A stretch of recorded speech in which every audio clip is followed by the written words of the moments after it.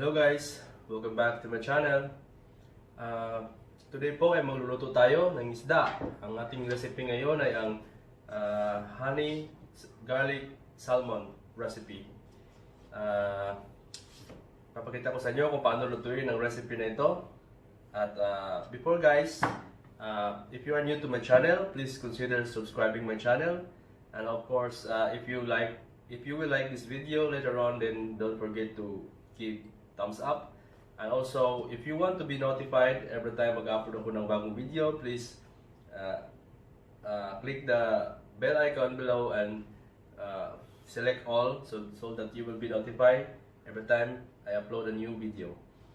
Okay guys, ngayon mayroon akong isang buong isda, fresh salmon fish, and hihiwain natin ito, and then later on papakita ko sa inyo kung paano gawin.